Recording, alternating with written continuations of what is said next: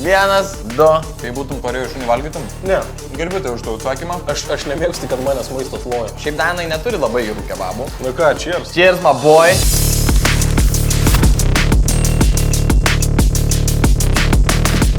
Sveiki, įsijungę, darėme laidą pokalbį prie kebių. Pirmas 25 metų svečias, komikas, linksmas bičius, suvalkietis, Deidas Liudvinavičius. Lojam!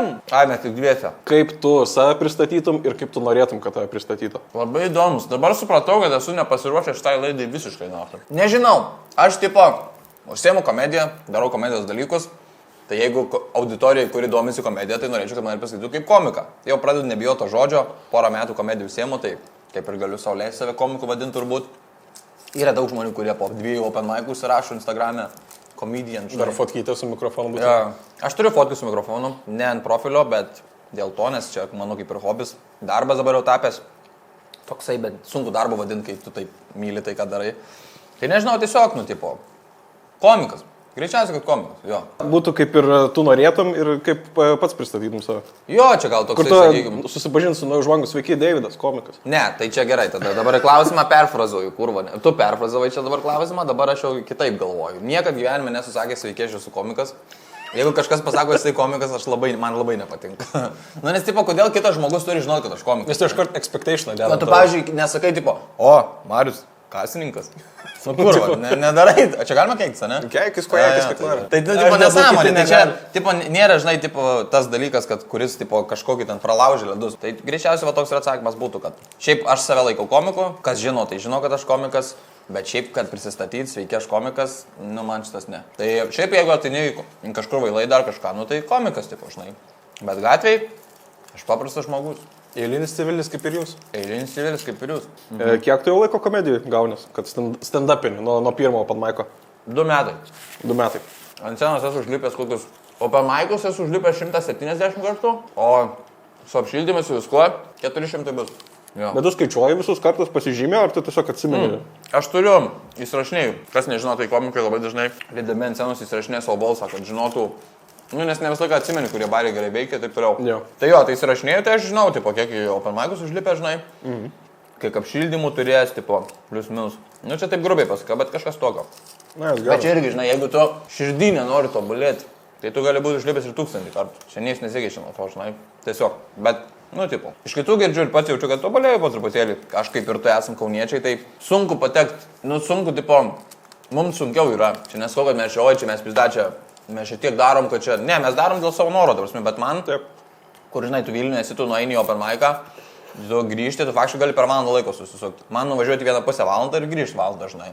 Per savaitę būna po 3-4 kartus važiuoju į Vilnių. Tai tiesiog, tipo, tai aš stengiuosi, spiriu savo išikną visą laiką, kad daryk ir nesidėk vietoj. O kada buvo tavo tas pirmas kartas, kad kaip tu supratai, kad, nu va, reikia užlipti į open mic'ą? Ir ten draugai padrasino, ar pats ten išsikėlęs kaupiais 3 metus? Blemba, aš visą laiką stebėdavau, kaip ir daugumą, manau, komikų, visą laiką stebėdavau, kaip vyksta komedija Lietuvoje, visą kitą. Bet open mic'uose, YouTube'ai ar kur? YouTube'ai, kiek, nes aš Lietuvoje negyvenau, aš esu iš emigracijos grįžęs dabar 3 metai dar tik taip. Tai aš gyvenau Danijoje tą laiką, kai supratau, kad noriu.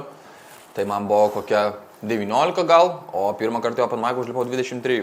Nu tai 4 metus rašiausi bairius, ten tai būdavo pasižymė kažką plius minus, kas galvoja, kad juokinga turėtų būti. Ir tiek ruošėsi, darėsi, tada grįžau į Lietuvą, vasarą pailsėjau ir tada jau galvoju, kad reikia imti jautį už ragų. Nuėjau į pirmą open mic'ą pasižiūrėti ir tada parašiau, sakau, ko reikia, jei noriu užlipti, sako, turėk 5 minutės ir prašau. Tai užlipau, labai geras debiutas buvo, tada nulipau, keli sakė komikai, kad, blėt, sako, Untis sakė, kad senai jau nebuvo matęs tokio, kad pirmas kartas būtų toks sėkmingas, žinai. Nu, dažniausiai pirmas kartas visiems būna geras, dažniausiai, nes žmonės daug nesitikė, ten pristato tai kaip pirmą, taip toliau. Plius kažkas yra labai gražiai pasakę. Nes pirmas visą laiką būna dažniausiai geriausias, antras būna labai chujovas. Visą laiką. Dažniausiai tai būna. Man irgi tai buvo pizda. Tai taip yra dėl to, daug kas sako, nu nedaug kas, bet yra pasakęs kažkoks žmogus, komikas, kad pirmam pasirodymui tu turi laiko pasiruošti visą gyvenimą.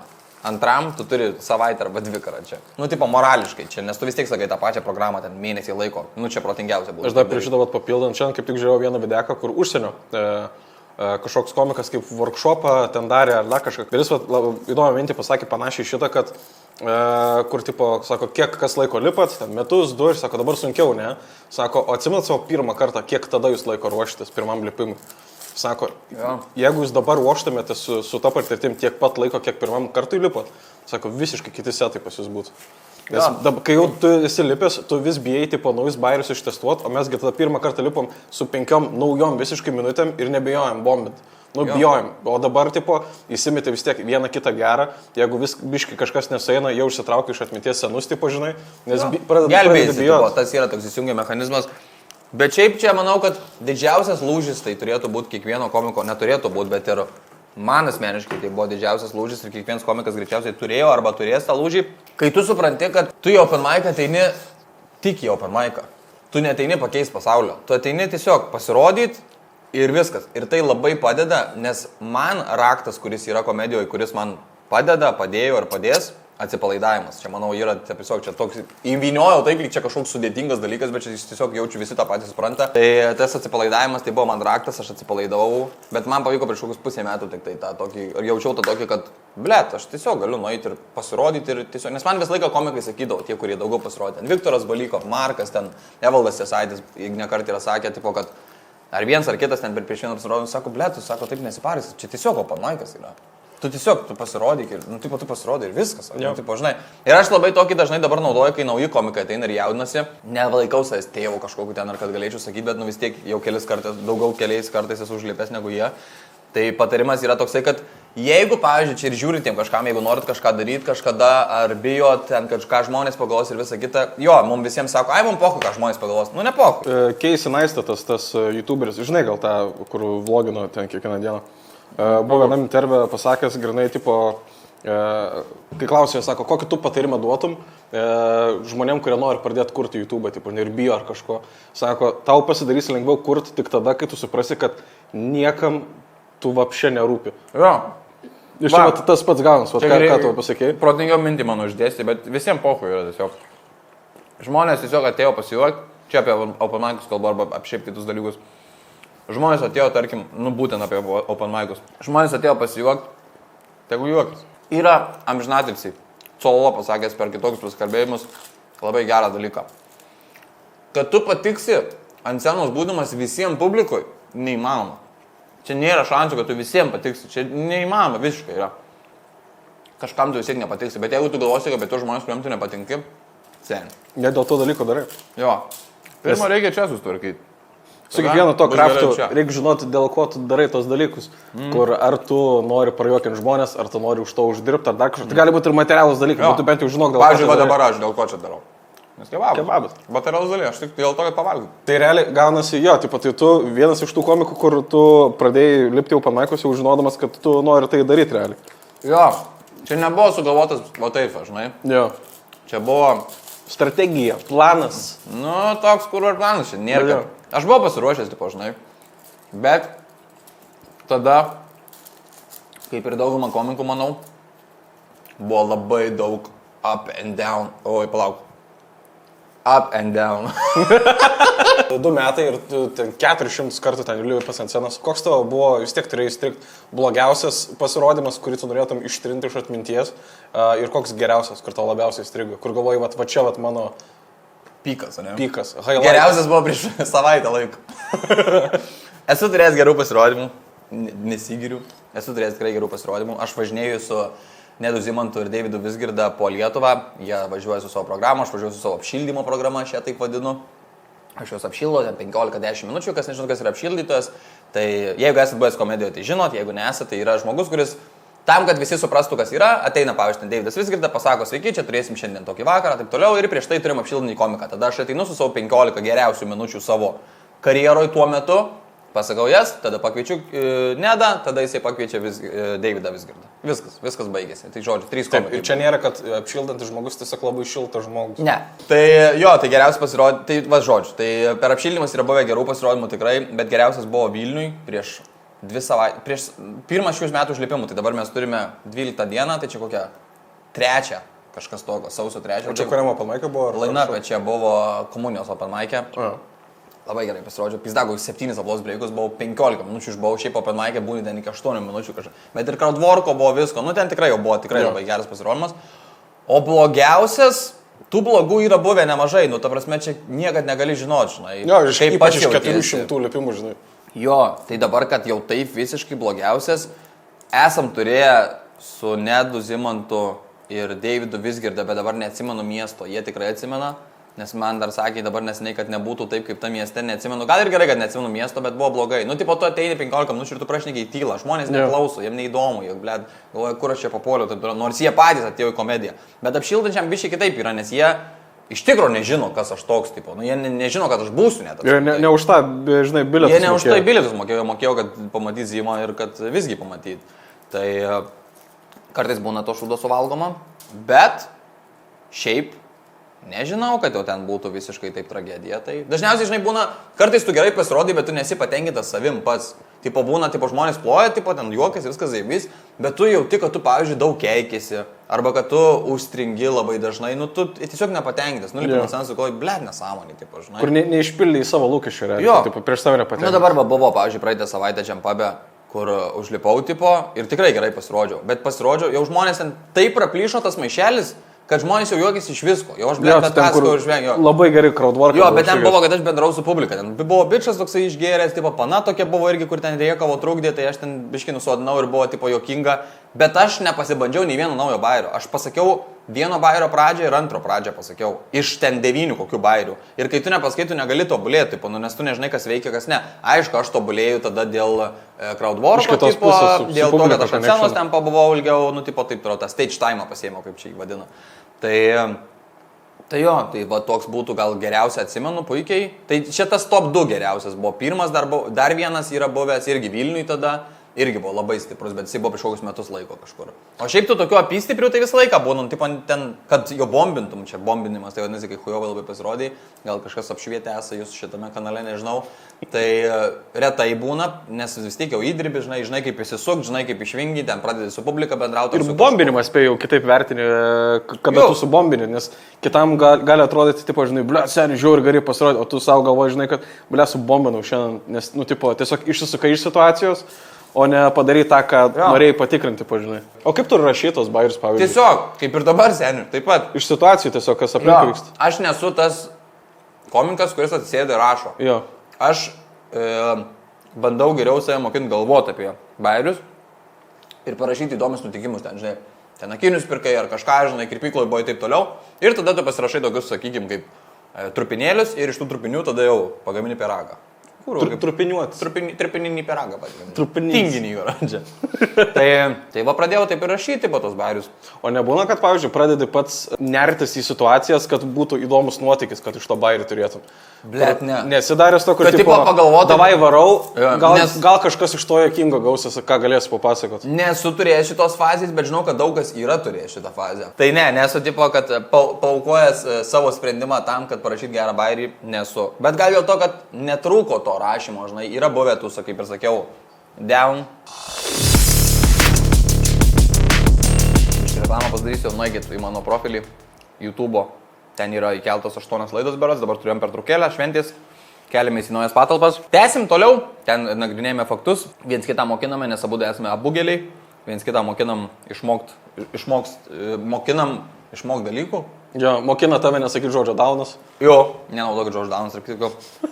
tai va, tai pažiūrėkit, būtų labai faina. Taip, dabar kaip tik tu pats minėjai, kad tu apšildai Nedą su Deiviu turė. Kaip tu priėjai prie to, kad tapai jų nuolatinis turo radiatorius realiai? Taip nutiko dėl to, nes aš tiesiog būdavau daug open mic'uose ir mes kažkaip, aš nesimenu to pirmo interactiono, bet mes su Nedu ir su Vizgiu turim labai stiprią chemiją. Su Nedu stipresnė chemija turiu, Visgi šitą žino, čia irgi čia ne kažkokio, nešnieku už akių tiesiog. Tiesiog gerai sutarėm. Mes su Visgiu žiauriai gerai sutarėm, man žiauriai patinka kaip komikas, kaip žmogus, aš myliu jį. Su Nedu yra lygiai tas pats. Tiesiog mes su Nedu esam panašesni mūsų energiją. Tai čia normalu, kai vienas žmogus yra su mažiau energijos, kitas daugiau, taip toliau.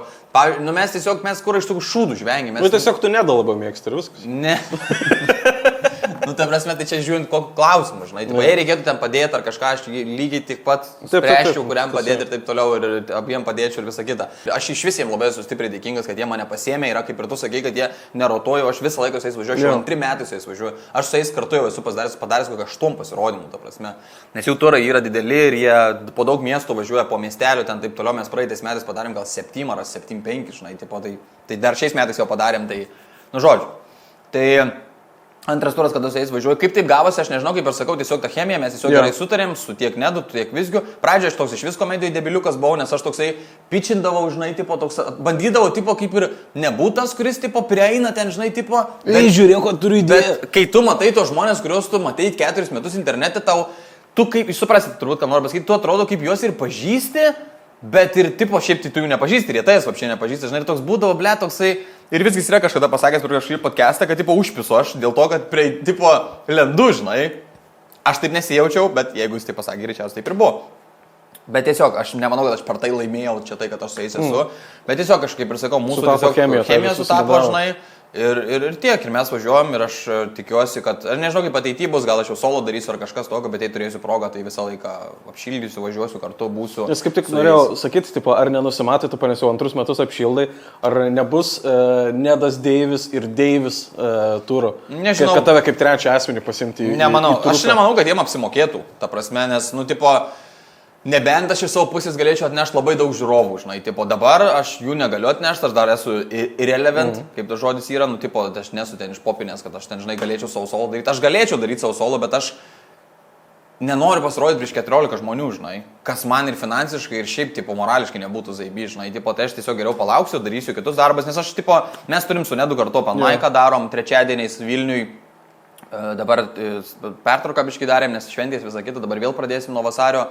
Tai mes darom šitą dalyką, žinai, tipo, dabar ten taip kitų projektų esam nusimatę, apšildavo šiuosios, tai man kaip ir užtenka tų darbų, visko užtenka, čia nėra toks, kad aš dabar privalau daryti, kad ten pasim pinigų ir pasim, žinai, kažko, tipo. Tai man smagu, tipo, kad apšildyti galiu, žinai, kad galiu važiuoti į skirtingus miestus ir jo, šiaip, aš kažkaip pasisukau į tą vedėjo apšildytojo temą, nes aš ir vedu, nu, ten renginius vedu open mic'us, ten, tarkim, va, tą mūsų su Nedu, vesdavau seniau, dabar irgi ten žiūrėsim, miksuosimės. Dabar vakar renginį Kaune turėjau, kitus open mic'us vedu ir apšildau aš, ne tik Nedas, aš ir ten kitus komikus apšildau, ten Vita Žiba, Balikova, taip toliau, Marka, bet ir aš kažkaip tapau tuo tokiu apšildytoju, net nejausdamas, kaip aš į tą pusę nuėjau tiesiog, bet tiesiog taip gavosi ir aš to džiaugiuosi. Aš pasižiūrėjau tavo Facebook'e, padariau tą dalyką, labai toli nuskrolinau. Nu, na, gerai.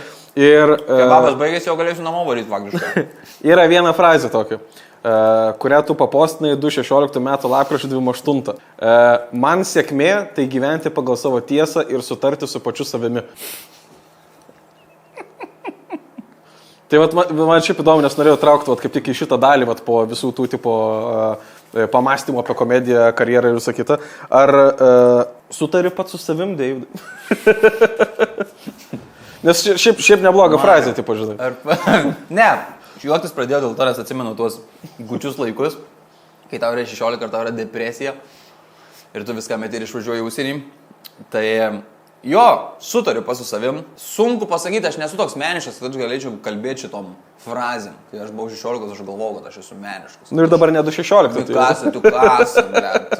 Tai jo, sutariu su savim. Visokių mental dalykų yra, kaip ir pas visus, bet čia tiek nuvalkėtų yra, aš nevadinčiau to depresiją ar kažko, bet yra buvę tų tokių ups and downs, eilinį kartą pasikartosiu. Dabar jaučiuosi gerai, viskas yra gerai, darau tai, ką myliu, darau tai, kas man patinka ir tikiuosi, kad ir ateityje tai bus. Bet visą laiką galvoju, kad mane fūra gali nupist, čia toksai yra. Kažkokia baimė yra. Nežinau. Bet aš jei miris, mane fūra nupis. Ką pasakytum savo 50 metų atgal? Nerašyk to posto. 5 arba 10 metų atgal, ką pasakyčiau savo? Jeigu dabar grįšiu 5 arba 10 metų atgal, statyk, kad Žalgiris laimės kažkurią dieną, nes žinočiau, nes būčiau grįžęs atgal, pasidaryčiau daug pinigų ir gerai gyvenčiau. Statyk ant juodo 11. Jo, kad nusipirkti euro jackpotą, būtent kokį bilietėlį. Bitcoiną. Jo, kad turiu dabar kriptobiškį. Bet va tada pirkti, kai dar buvo po 10 litų. Tai bendrai čia bet kada buvo. Žinai, kaip sako, Geriausias laikas investuoti buvo prieš 10 metų.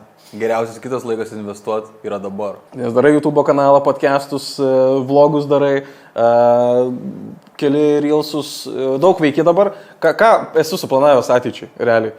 Ar kur judi toliau? Tai tolimesni planai daryti visiškai tą patį.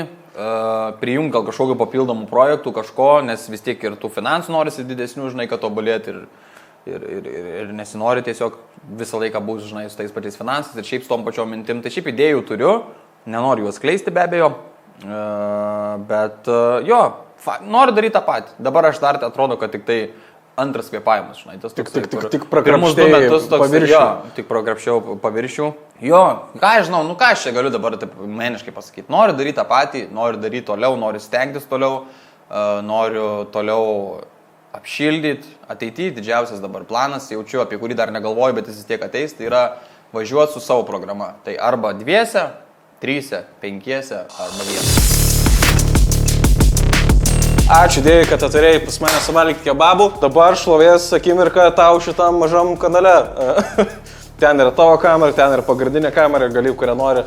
Pasireklamuok, papasakok, pasigirk, palinkėk žmonėm, ką nori, kad gerai jaustus. Numečiau 6 kilus per 2 mėnesius.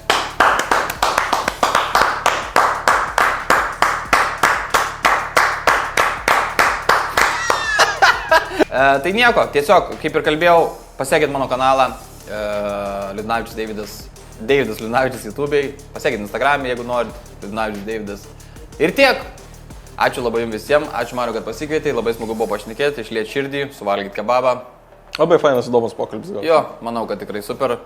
Tai gyvenkit, mylėkit ir būkit mylimi.